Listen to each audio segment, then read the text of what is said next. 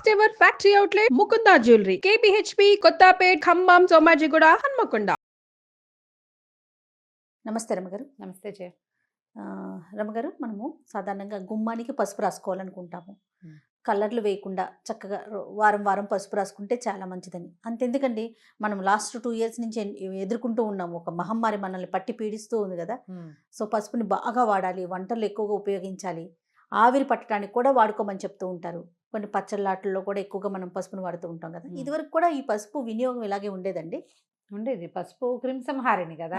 ఇంట్లో కూడా మనం నీళ్లు చల్లుకుంటాం, వారం వారం పసుపు పసుపు నీళ్లు చల్లుకోవడం, శుక్రవారం పసుపు నీళ్లు చల్లటం, అవును, కళ్ళాపు చల్లేటప్పుడు చిటికెడు పసుపు వేయటం. అందులో వేసుకోవటం. పసుపులో కర్క్యూమిన్ అని ఒక ఇది ఉంది, కెమికల్.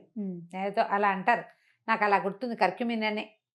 అయితే దీంతో ఇది మనకి శుద్ధి చేస్తుంది, అంతఃశుద్ధి బాహ్య శుద్ధి కూడాను. ఓకే. చాలా హెల్త్ పరమైన ఉపయోగాలు చాలా ఉన్నాయి.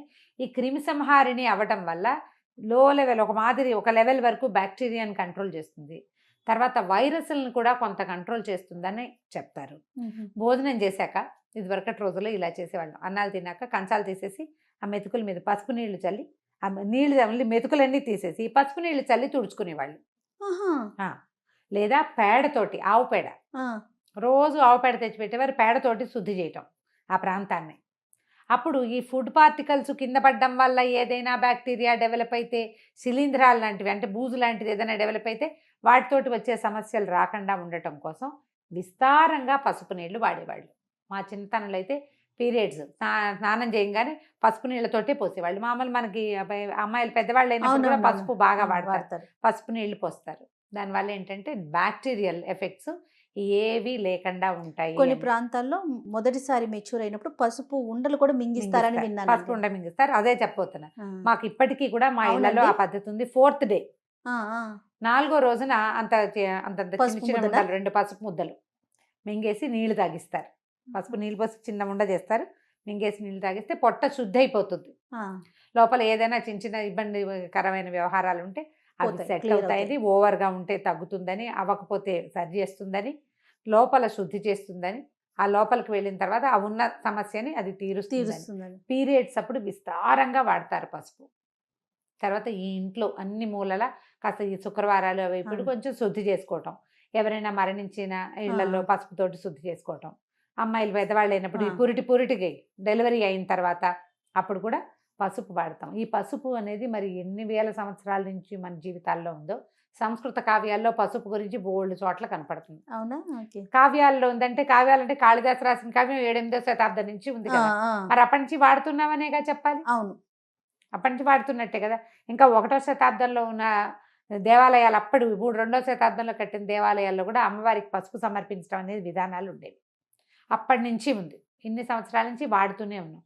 దాంట్లో ఉన్న ఔషధ గుణం మనం తెలుసుకున్నాక ఆయుర్వేద శాస్త్రరీత్యా వైద్యానికి చాలా ఉపయోగపడుతుంది. కాబట్టి పసుపుని మన రెగ్యులర్ వంటల్లో, ఇళ్ళు వాకిళ్ళు శుభ్రం చేసుకోవటాల్లో, బట్టలు శుభ్రం చేసుకోవటానికి, శరీరం శుభ్రం చేసుకునేటప్పుడు నలుగులోకి కొంచెం పసుపు వేసుకోవటం, ఇవి అలవాటు చేసేసారు. ఇది పైగా మనకి పసుపు పవిత్రమైన దినుసుల్లో ఒకటి. అవును, అమ్మవారికి పసుపు కుంకుమ సమర్పిస్తాం. పసుపు స్త్రీలకి అత్యంత అవసరమైనది. ఇది వరకు నీళ్లలో తిరిగేవాళ్ళు, బాగా తడిలో తిరిగి పని చేయాల్సి వచ్చేది, నీళ్లు తెచ్చుకునేవాళ్ళు, కాళ్ళు పాడైపోతుండేవి. ఎప్పుడు పసుపు రాసుకోవటం. వాకిళ్ళకి రోజు వాకిలి గుమ్మానికి పసుపు రాసి బొట్టెట్టి ముగ్గేసి బొట్టు పెట్టడం, పాదాలకు పసుపు రాసుకోవటం, ఒక చిటికెడు పసుపు ముఖానికి రాసుకోవటం ఎవ్రీడే. ఆ తర్వాత ఇప్పుడు మనం ఈ డూష్లు అవి చాలా వచ్చినాయి కదా, వాష్లు అంటే మా ప్రైవేట్ పార్ట్స్ వాష్ చేయాలి, అది పసుపుతోటి వాష్ చేయించేవాళ్ళు ఇది వరకు, పసుపు నీళ్లతోటి. మనకు చాలా కనపడుతున్నాయి అడ్వర్టైజ్మెంట్స్ కూడా. మనము దీన్ని వాడుకోవచ్చు పసుపుని. అయితే ఈ పసుపుని కొని ప్యాకెట్లలో ఉన్నది కాకుండా మనం పసుపు కొమ్ములు తెచ్చుకుని చక్కగా కొట్టి 2 దెబ్బలు కొట్టేస్తే పగులుతాయి. మంచిగా ఎండబెడితే బాగా చక్కటి మంచి రంగున్న పసుపు వస్తుంది. అప్పుడు పసుపుని పట్టి చేసుకోవడం, మిక్సీ చేసుకోవచ్చు. మంచి మిక్సీ, ప్రీతి లాంటివి కాస్త బాగా పనిచేసేవి వచ్చేస్తుంది. అవును, బాగా చక్కగా వస్త్రకాళితం చేయటమో, లేదా జల్లెడ పట్టడమో, 100 నెంబర్ జల్లెడ తెచ్చుకున్నామంటే చక్కగా జల్లెడ పట్టేసేసి పసుపు వాడుకోవచ్చు. మనం సొంతంగా పట్టించుకున్నది పట్టినది అయితే హాయిగా లోపలికి తీసేసుకోవచ్చు ధైర్యంగా. అవును, ఆహారంలో వాడుకోవచ్చు, తిరగమాతల్లో తాలింపుల్లో వేస్తాం కదా, పసుపు ఎప్పుడు నూనెలో వేస్తే మంచిది అని చెప్తారు. కూరల్లో పైన చల్లుతాం కదా, కూరల్లో వేస్తాము, చారులో వేస్తాము, పులుసులో వేస్తాము, పులిహారల్లో వేసుకుంటాము. చాలా తాలింపులు, పసుపు లేని తాలింపులే ఉండవు మనకి. అవును ఒక చిటికెడు పసుపు తప్పకుండా వేస్తాం. దానివల్ల ఏంటంటే అలా అందులో ఉన్న కర్క్యూమిన్ వల్ల ఇంత అంతర్గతంగా లోపల ఉన్న పేగులు అవి శుభ్రపడతాయని. ఆహారం శుద్ధి అవుతుందన్న పాయింట్ ఒకటైతే ఓకే. మనకి ఆరోగ్యానికి మంచిది కాబట్టి దీన్ని వాడుతూ ఉంటాం. ఒకవేళ మనకి గుమ్మానికి పసుపు రంగు ఉన్నప్పటికీ కనీసం శుక్రవారాలైనా వాకిలి గుమ్మాల దగ్గర శుభ్రంగా కాస్త పసుపు రాసి కనుక బొట్టు పెడితే బయట నుంచి చెప్పుల ద్వారా వచ్చేటువంటి బ్యాక్టీరియాని మనం కొంత నిరోధించగలుగుతాం. పసుపు కొమ్ములు వాడుకోవటం. పసుపు కొమ్మరది తమిళనాడు సాంప్రదాయం నీకు తెలిసిందేగా. పసుపు అరగదీసి పచ్చి పరగదీసి పూసుకుంటారు, విపరీతంగా పసుపు రాసుకుంటారు. వాళ్ళని పసుపుగా ఉంటాయి ఎక్కువ భాగం. సూత్రాల తాళ్ళు కూడా పసుపుగా ఉంటాయి. ఈ స్నానాలు చేసేటప్పుడు శుక్రవారం తలంట్లు పోసుకునే వాళ్ళు, శనివారాలు తలంటి పోసుకునే వాళ్ళు ఉంటారు కదా, సున్ని పిండిలో తప్పకుండా పసుపుని వేసుకుంటే శరీరం మీద మచ్చలు అవి తగ్గిపోతాయి. హెయిర్ గ్రోత్ తగ్గుతుంది అంటారు కానీ ఏమో అదంతా బాగా అనిపించదు నాకు. కానీ కొంచెం కలర్ చక్కగా ఉంటుంది, శరీరపు రంగు బాగుంటుంది. అంతంత పసుపు వేసుకుంటే ఎల్లో కలర్ వస్తుంది. ఒక చిటికెడు పసుపుని కూడా యాడ్ చేసుకుంటే కనుక పసుపు చాలా విధాలుగా ఉపయోగపడుతుంది. రమ్మగారు ఏ వయసు వారు తీసుకోవచ్చు అంటారు పసుపు? ఉండలు ఈ పిల్లలు పెద్ద మనిషి అయిన వయసు అప్పటి నుంచి కూడా చూసుకోవాలి. మనకి అతివేడి చేస్తుంది కొంతమందికి, యూరిన్ బర్నింగ్ లాంటివి వస్తాయి. అలాంటివి ఏమీ లేకపోతే పొట్టలో ఏదైనా ఇబ్బంది ఉందేనే అనిపిస్తే కనుక అప్పుడు తప్పకుండా వేయచ్చు. మేనోపాజ్ స్టేజ్లో కూడా వేసుకోవచ్చు. మనకి పీరియడ్కి సంబంధించినవి, గర్భాశయానికి సంబంధించిన వ్యాధులు ఏ ఉన్నా సరే మంచి పసుపు ఇంట్లో పట్టుకున్నది 2 కుంకుడు గింజలంత ఉండలు, 2 ఉండలు పీరియడ్ వచ్చిన 4th డే స్నానం చేసేస్తారు. పసుపు రాసుకుని స్నానం చేయటం, 2 ఉండలు పొద్దున్నే ఇచ్చేస్తే చాలా బాగా ఉపయోగపడుతుంది. పరగడుపుని తీసుకోవటం, పరగడుపుని వేసేసుకోవటం ఏంది, పిల్లలకి అది అలవాటు చేసేయాలి జయ. పిల్లలకి ఎలా తింటారు, ఎలా మింగుతారు, గొంతు కట్టం పడుతుంది, అడగకూడదు. అట్లా టాబ్లెట్లు మింగరు, అంతే అలాగే అలవాటు చేయాలి. చేస్తే పొట్ట కూడా బాగుపడుతుంది కదా. అదైనా తర్వాత ఇంకొకటి, పసుపుతో నేను రెగ్యులర్గా చేసే 2 రెమెడీలు చెప్తా.